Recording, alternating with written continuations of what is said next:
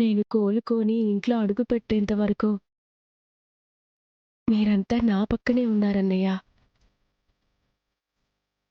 నాకు చాలా సంతోషంగా ఉంది.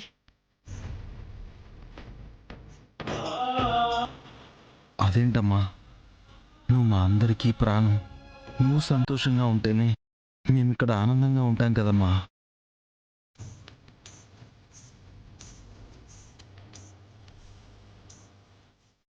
అయితే ఒక పని చేసి పెట్టాలన్నయ్య. ఏంటి, ఇంట్లోకి రాగానే కోరికలు కోరుకుంటున్నావా?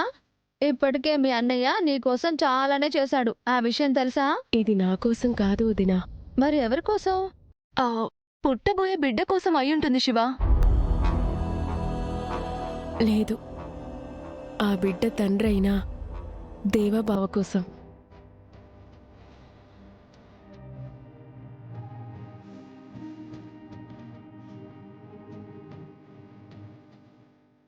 అంటే నా భర్త కోసం. ఏంటమ్మా నువ్వు అంటుంది? దేవా కోసం మేమేం చేయాలి? అన్నయ్య, నువ్వు మమ్మల్ని ఎంత ప్రేమగా పెంచావో నాకు ప్రతిదీ గుర్తుంది.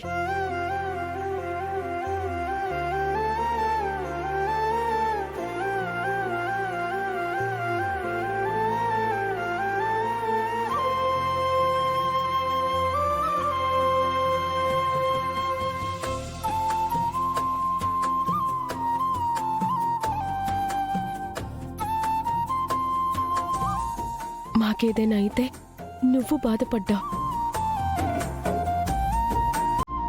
మేము 2 పూటలా తినడం కోసం నువ్వు ఒక పూట పస్తులుండేవాడివి.